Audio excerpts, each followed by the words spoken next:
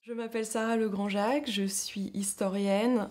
Je travaille sur les mobilités étudiantes en Asie coloniale entre les années 1850 et la fin de la Seconde Guerre mondiale. Ce que je cherche à démontrer à travers mes recherches actuelles, c'est le caractère global des mobilités étudiantes, en me concentrant donc sur cet espace asiatique pendant la période coloniale.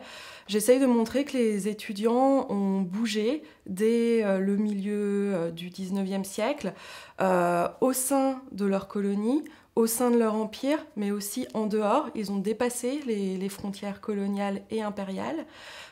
Et pour moi, ma thèse, c'est d'expliquer que cette mobilité, c'est un caractère essentiel de l'enseignement supérieur et technique, que sans ces circulations, finalement, les universités, les écoles ne se seraient pas développées de la même manière. L'existence de concours mandarinaux en Chine, mais également dans ce qui deviendra par la suite le Vietnam, facilite l'accès aux études pour ces étudiants asiatiques parce qu'on considère qu'ils sont habitués à un certain type d'études. Cela n'empêche pas certaines différences raciales, racialisantes avec les étudiants européens. On veut des étudiants brillants dont on est sûr qu'ils vont réussir les études.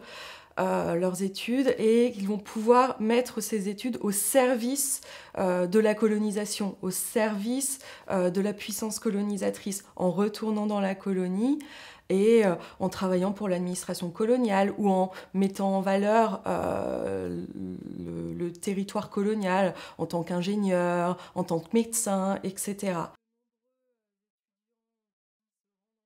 Il y a une citation assez célèbre de l'entre-deux-guerres qui dit que le chemin de la France devient celui de l'anti-France parce que pendant leur séjour en métropole, ces étudiants rencontrent des militants anti-impérialistes, notamment beaucoup de communistes, et ils deviennent à leur tour des militants s'opposant à la colonisation et à l'impérialisme en général.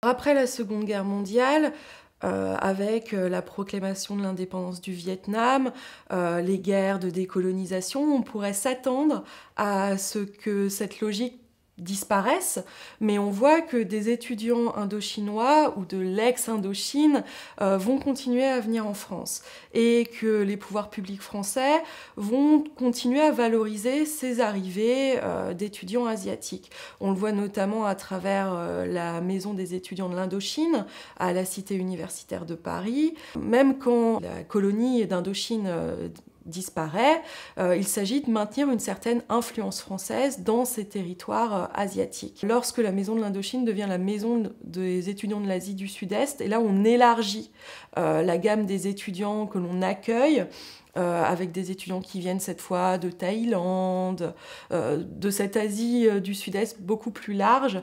Mais au final, ce sont toujours des logiques diplomatiques, économiques, qui semblent perdurer, même si le cadre géographique change un peu.